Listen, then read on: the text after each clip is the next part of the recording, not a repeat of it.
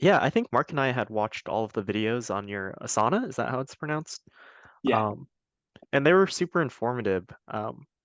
And I think we had like just a very, we're still getting into real estate, so we had like just very general concepts, but I think how we wanted to guide the conversation, at least as Mark and I were thinking through it, is like maybe if we could get some more background on just like why you got interested in real estate, like what you did to learn more, and then like how you went about analyzing and securing your first deal and how that's been so far as a Okay. starting point.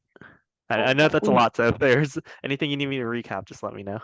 Okay. Yeah. If I leave anything, I'll just remind me. But how I started was I don't know if you guys know, but like even in college, I was always like tweaking and doing like little random things. Um, like I sold iPhones. I like bought and like flipped stuff on eBay, and like I just did like a lot of random stuff.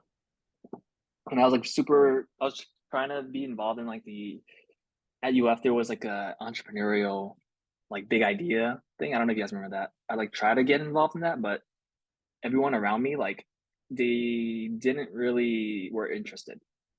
So I kind of found myself like doing that by myself, but didn't really end up doing anything with it because for at least the UF big idea, you need like a team. Um, and I try to ask like Roni Giovanni, but they're a little lazy. So they're like, engineering's hard enough. So I was like, all right, fair enough. So that didn't really go anywhere. But after after I graduated, um, and I started working, I was like, I always knew that like I don't see myself being in corporate for like a long, like for too long of a career. Um, yeah, just because like I never saw that route for me. So I've always kind of been like entrepreneurial, like trying to figure out some stuff on the side. And the thing that I always came back to was every time I looked up like a new business idea, um, I always saw like people mention like real estate, just because it's like one of the oldest, like tried and true methods of building wealth. And I was like, okay, cool. Like everyone keeps talking about how like real estate like makes them money like in the long term. Let me try to like see and learn more about it and try to like understand like how that works. So that's kind of like the start of it. It was just like I kept on seeing people talk about, you know, they were able to build a lot of wealth through real estate. And I was like, okay, cool. Like, yeah. So I just kind of went down the rabbit hole of like trying to figure out what that means, like how to learn about it, kind of like how you guys are starting to. And I found the website Bigger Pockets. So I use Reddit a lot to kind of like do research. And Bigger Pockets was like the main website that kept on popping up. So I went on that website, started listening to the podcast, watched some videos, read like the blogs, bought some books. So Brandon Turner, he used to run Bigger Pockets back in the day. Now it's David Green and Rob Abasalo. Salo. Uh, but Brandon Turner used to be like the main guy. Um, so he wrote a book. It's like how to get started in real estate, something like that. Like buy, just it was like a basic like how to buy, how to like understand markets, how to buy homes, just like the ABCs of real estate, basically. So I bought that book. I learned about it, and then you know, I went to meetups. That was probably like the most helpful thing that I've done, just because it's one thing to learn, and then another to like actually talk to people and hear their experience with it. Because it's kind of different. Like it's very similar, but it's like you understand the gist of it, but it's very in practice it's a little different. Just like learning stuff in school and then actually going in the field and applying it, right? So I was in the Bay Area when I was like superly heavily like looking to buy real estate. But in the Bay Area, it's like really expensive because I was like, okay, I'm gonna house hack. Everyone like says like that's the best strategy, like starting off, and it is. But in San Jose, where the medium price home is like $1 million, it's kind of hard. So I was I was looking to buy something in San Jose, but everything was like all homes were $1 million and above. And the only things that I could afford was a condo or maybe a townhome. And I went to like a loan officer and I asked, and I was like, hey, like how much like can I be approved for? And they said like 700K. So I was like, that's a good amount of money. But in the Bay Area, it's like you can afford a 2 bedroom condo. Like that's all you can get. And I was like, damn, okay. I was like, wow, how much is like my monthly payment, right? And even at the time, like this is like 2019, like late 2019, early 2020, before like the pandemic and everything, it was still gonna be like $5,000 a month or something like that. And I was like, well, like a two-bedroom, three-bedroom condo, like I could probably rent out each room for like $1,000. I was like, I'll be coming out of pocket like $3,000 a month. It doesn't make financial sense for me to do anything like that, right? So during that time, I was like, okay, like it like none of the numbers made sense to buy in California, which is why I didn't. I was on the verge of buying something a little further out, or like a little in like not the best area, San Jose, but like it fit my price point. Actually, so David Green, if you guys are familiar, he lives in like Oakland. Like he operates out of Oakland. So there was a conference there, and he was like the main speaker there. And I talked to him, and I was like, "Hey, like I want to do this house hacking thing. Like, how do I go about it?" And he was gonna be like my real estate agent essentially. Like he was like, "Oh, like I like what we do here in the Bay Area. It's a lot harder, right?" So he's like, "What we do is we buy a home that's like a lot bigger. Let's say a three-bedroom, two-bathroom, in like not the best area, but like in your price range, and it's probably like 2,000 square feet. He's like for 2,000 square feet, you can make that into a five-bedroom. So what he does is he looks for homes that has opportunities to make like a giant bedroom into two bedrooms instead of one. Um, and so he was saying like, okay, this is like the idea. He was telling me like the idea. He was like, you would buy like a three-bedroom, three-bathroom, or two-bathroom, whatever, and we would convert it. So we would put some money into it, like to put some walls up, um, and like pretty much split the bedroom. So that way now you have five bedrooms instead of three. And he's like, now you can make like $4,000 a month, right? Each bedroom's $1,000, and your mortgage is like 5,000 ish. So like you're essentially paying like I was paying like about 1,200, $1,300 a month. And I was like, okay, like that makes sense. Like that is starting to be a little more realistic. It's gonna help me build wealth over time, blah blah blah. And so like I was like on board to like do that with him, and then the pandemic hit. So yeah, that kind of like just wiped out all the plans. And during that time, everything was remote. So I moved back to Florida because Emily was here at the time, in Gainesville. So I just like, well, like everything's remote. Like, why am I in California where everything's closed? I was like, let me just go back like to Gainesville and just like live with Emily for a little bit. Um, so like that derailed that entire like idea of like buying a house in San Jose and then doing all this X, Y, and Z. Uh, but moved back to Florida, lived with her for like a month or two, and then I went home to Tallahassee, and then I started looking there because the price points were a lot more attractive. I think everything over there was like between 200 and 300,000 at the time, like for a decent home. And I was like, this is so nice. Like I can afford up to 700K. Like, like if I bought something that's like 200 ish, it's not that bad. Like it doesn't, like there's no risk involved. At least that's how I saw it because I was looking to buy something where I used up all my potential like borrowing power. And now right in Tallahassee, I can have like a third of it. Um, so I kind of went hard looking around late November of 2020. Um, I asked there's a lady that was like teaching how to like flip and stuff. She referred me a realtor in Tallahassee. He turned out to be a really good realtor, for the most part. He didn't send me the best deals, or at least I didn't think at the time those were like the best deals. So and I think that's gonna be what you guys experience too, is when you talk to a realtor, they're gonna just send you deals, and most likely they're not gonna be the best ones.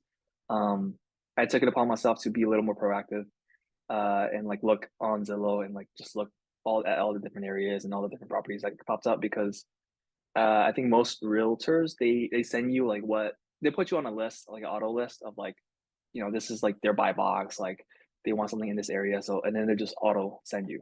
Um, but like they're not gonna be holding your hand throughout the entire process because it's like that would be too much work on their end. Like so they just put you on a list, and then if you want to see a property, they'll like show you a property. That's kind of how it works. So I sent a couple of properties to him to take me to look at. I think I probably walked 10 or 12 properties before I ended up locking one up. I think I sent out three offers. There was a home that I liked a lot. It was gonna be like a big home. Like I think it was like four bedrooms or something, four or five bedrooms. and it was like 205 at the time. And I was trying to get it down to like 200. Looking back, I was like, dang, like it does not matter because I think that home's probably worth like 280, 300 now. So like honestly, it doesn't really matter. Like the beginning part, like 5, 10K. Um, when you're getting a loan, it's like you're putting down like less down. It doesn't really matter in the grand scheme of things. So looking back, I would tell myself like don't overthink it. But also looking back, I was like I did do the right move buying the house that I did. Because originally I was gonna do like a house hack. So like live in one, rent out the other like 3 or 4 bedrooms to like students because this is in Tallahassee, so it's in like near FSU. So it would have been like I don't know $700 or $600 a month per room, which for 4 beds it's like 2,400, and my mortgage would have been like this is 2020, so the rates were like 3%, 2.85, like what a time. So my entire payment would have been like 1,300, 1,200 or something really small, and I would have been making like $2,400, assuming I rented out all the bedrooms. So the math made sense. Like there was like very little risk involved, so I just decided to kind of like leap into something. The actual deal I bought was 250,000. Is a duplex, so it's 2 units, and it was already rented out for. It met the 1% rule, so that's why I liked it a lot because it met the 1% rule. Pretty much, if anything meets the 1% rule, like there's very low risk involved. Like you won't lose money in the long term. The issue with the first property I bought is it's not in the most ideal location. Like I would classify it as a C location. Yeah. Yeah, since you're recording this, I figured this would be a good stopping point. Do you just want to tell like anyone who might be watching this in the future what the 1% rule is? Oh, sure. Okay. If you don't know what the 1% rule is, it's basically if the rental income is 1% of the purchase price, then it's most likely a good deal. So for my case, the home that I bought was $250,000. It made at least 2,500 bucks a month. And so if that's the case, then most likely like you won't lose money on that. That's kind of like what the 1% rule is. It's very hard to find something like that today. This was back in 2021 when the rates were like 2.85, 3%. Right now it's at the time of this recording, it's like 6.5, 7%. So, so it's like double more than that. Anyways, yeah. Okay. Okay, quick So question. So you say 1% of yeah, the property value, you mean like the gross income? the gross income. Yep. Okay. Yep. So but yeah, that was the first property I bought was a duplex, 250K. Uh, one side was doing 1,300, the other side was doing 1,200. It was 2,500 bucks a month.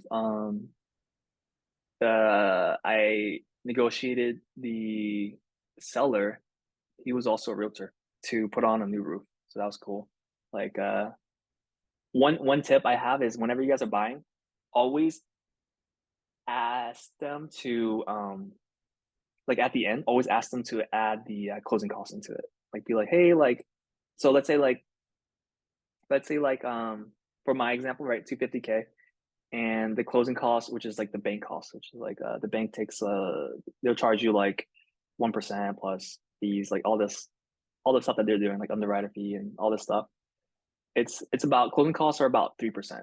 So you're paying for 250, you're paying about what is that like 7.5K. You can ask them, you can be like, hey seller, like is it okay if we just increase the price from 250 to 257.5 and you just roll that closing cost into it?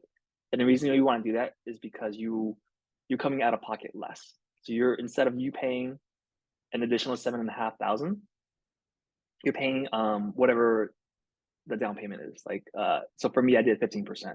So I'm paying like pretty much around 40-ish K, like 43 or something.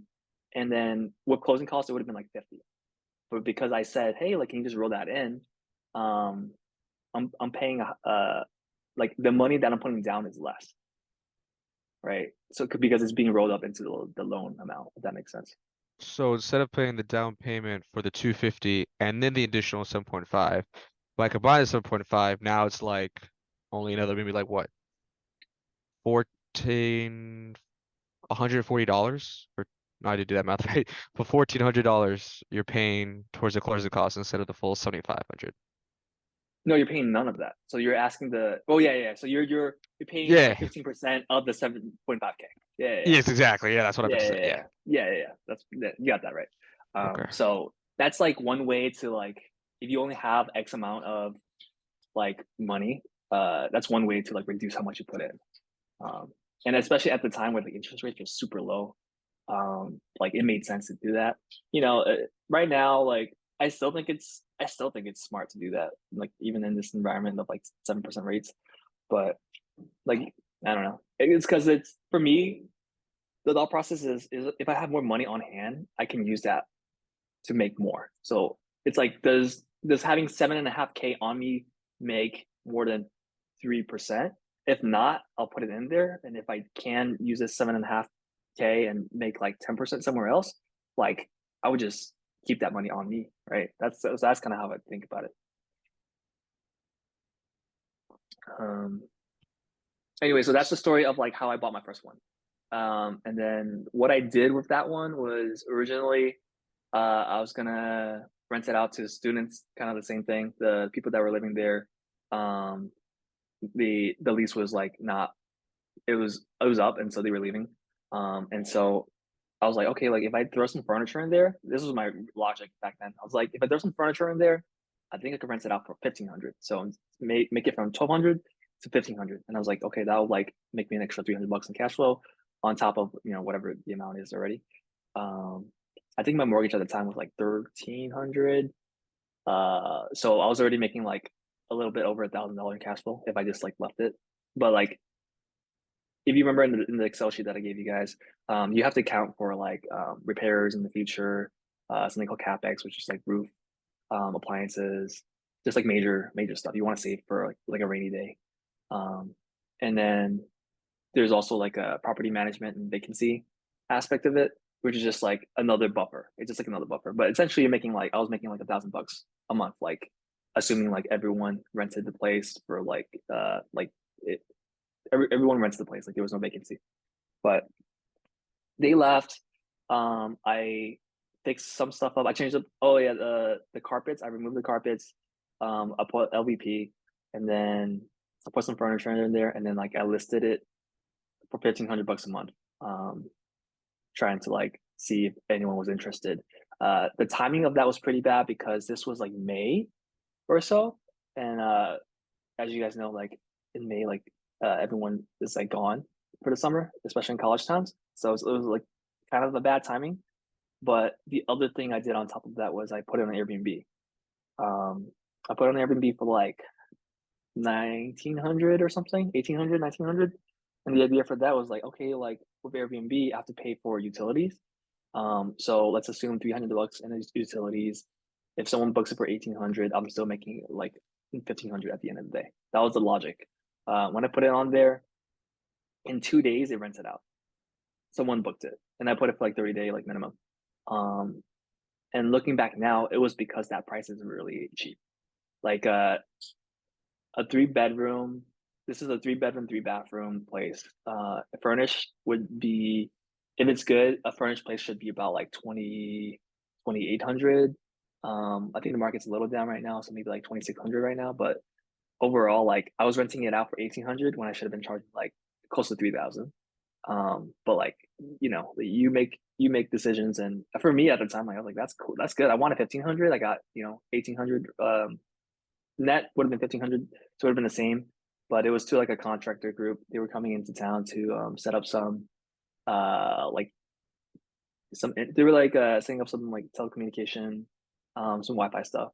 It was for Metronet. I don't know if you're familiar with them, but yeah, I rented it to them for about 3 months, and then I started doing like actual Airbnb because I was doing at the time.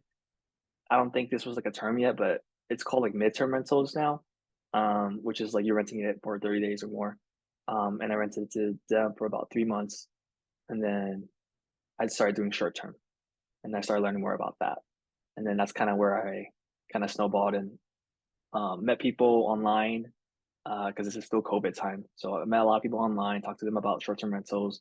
learned a lot about like the Smoky Mountains and all these areas, and that would have been a really good time for me to get involved. But I think I was scared back then. I was still like, this is very new. I don't want to jump in to like a new market and like do all this crazy stuff. Looking back, I should have. It was a great time, but it is what it is, and you know, you live and learn. And now I'm a little more bolder in terms of like what I see, because I've bought two properties now, right? So it's just experience. So yeah.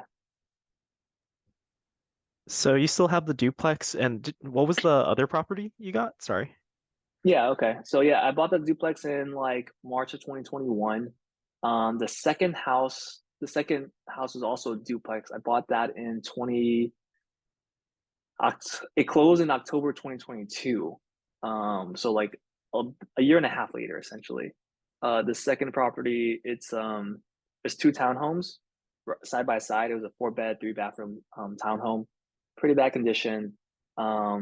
The owners, they're the sellers, they were super old. They're kind of old, and they wanted to like start offloading like their properties. They wanted to like retire and like travel and whatever the heck. And then on one side, the tenants were like great. They were super nice. They paid on time. Everything was good. And then the other side, they were having issues.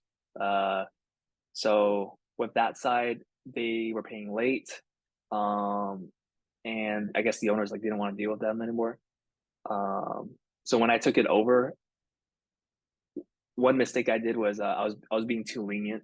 So they missed, or they were late to pay the payment for like the previous month, and then when I took over, they were late to pay again. But they ended up paying for that first month. This was like in October, and then in like November and December they didn't pay. Uh, and I was like, oh, like it's because she was like, oh, like my job, I got laid off recently, or something like that. Like it's been hard, blah blah blah.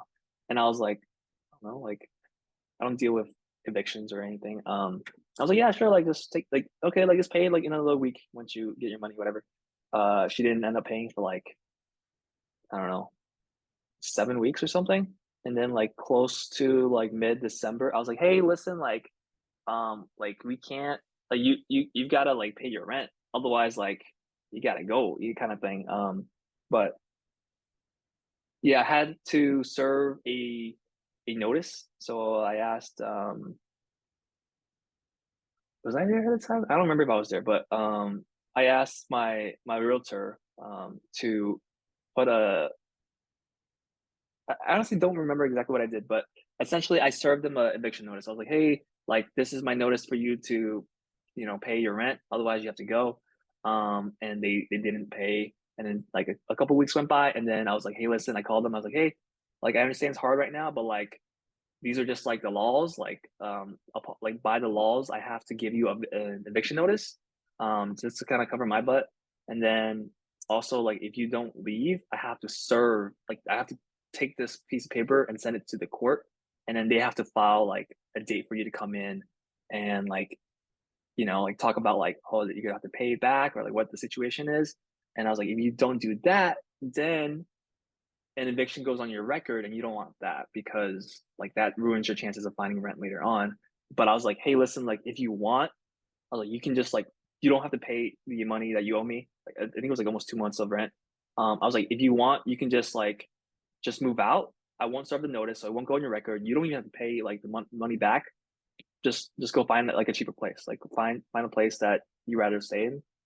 That's cheaper, and like we'll just like waive this, right? So I lost out on 2 months rent, and the place was kind of trashed. It is what it is. Um, put in like a good amount of money, tore up, like I pretty much like redid the entire place, like flooring, paint, um, like the entire place was like trash. There was like trash everywhere. I had to call my contractor friend to take everything out. And then put new flooring, new paints, and all that stuff. And then I made it to an Airbnb because like that was kind of like my plan anyways.